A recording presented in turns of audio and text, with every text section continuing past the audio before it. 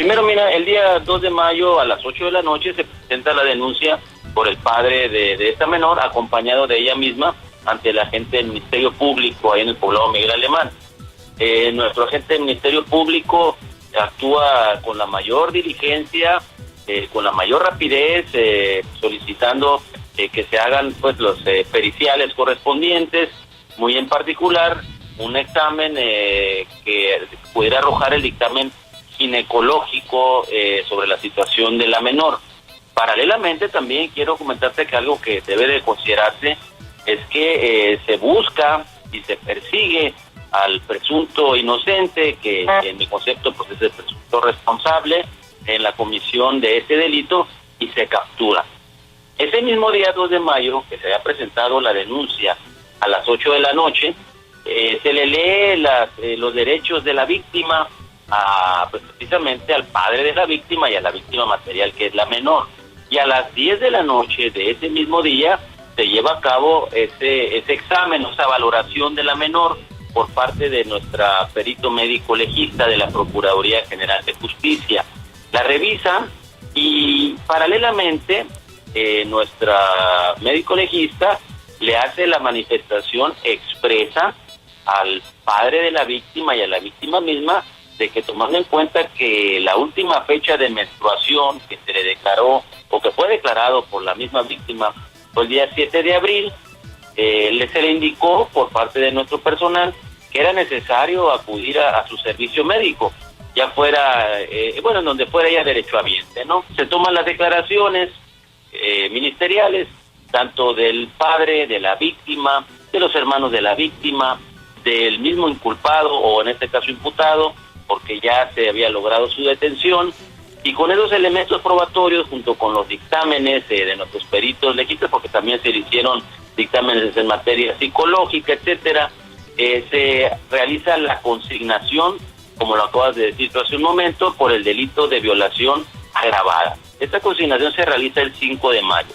Nuestro agente del Ministerio Público respalda su consignación en esas pruebas y en su convicción de que se había actualizado los elementos de ese tipo delictivo.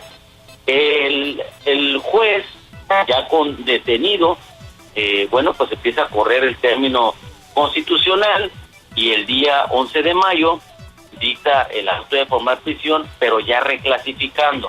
Él valora las pruebas, las analiza y, de acuerdo a su convicción personal, él considera que los elementos del tipo que se actualizan con esos hechos no son los de la violación agravada, sino los de el estupro.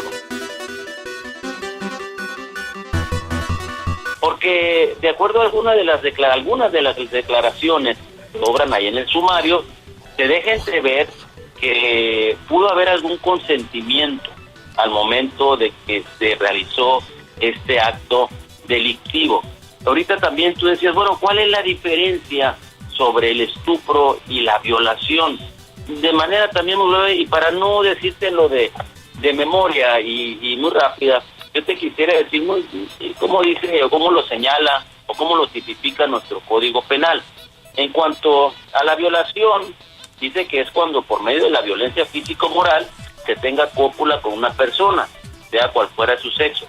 Entonces ahí el elemento esencial es que esa cópula sea por medio de la violencia física o moral, e independientemente de la edad de la persona que sea la víctima.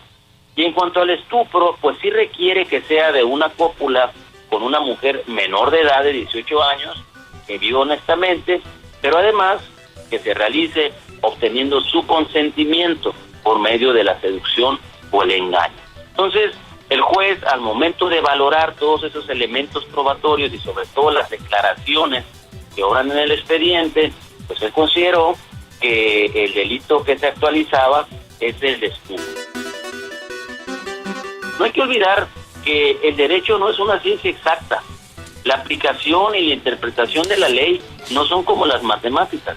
Puede haber una interpretación de una autoridad sobre la ley, puede haber otra interpretación que la realice otra autoridad. Precisamente para eso son los recursos de alzada, para que un tribunal superior pueda dirimir quién tiene la razón.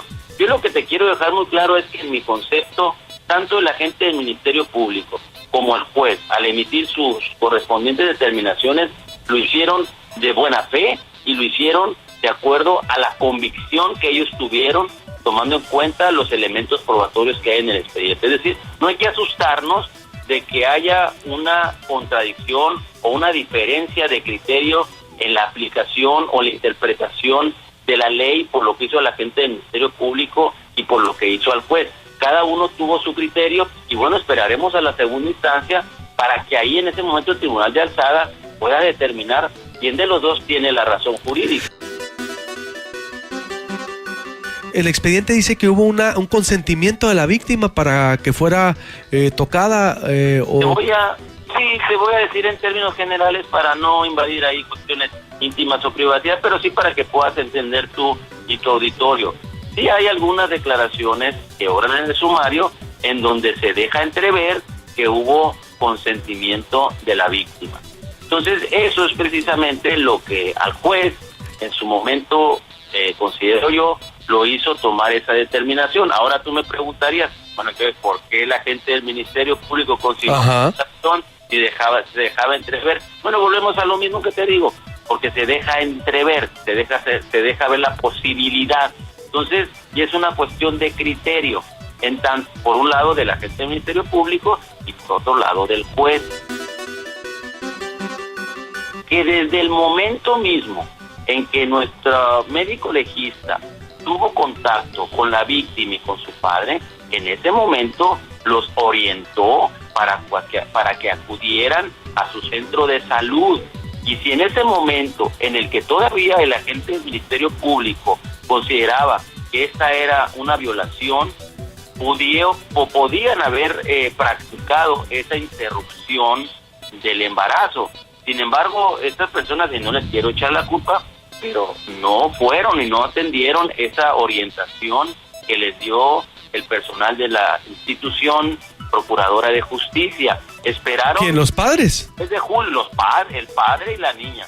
De tal manera que van hasta varias semanas después, cuando ellos ya acuden ante la autoridad de salud, ya el juez había reclasificado, ya se consideró que era más bien un estupro, la autoridad sanitaria verifica esa situación y es también cuando la autoridad sanitaria con ese aval, con ese respaldo de una determinación judicial, les dice, discúlpenme, pero la ley es clara.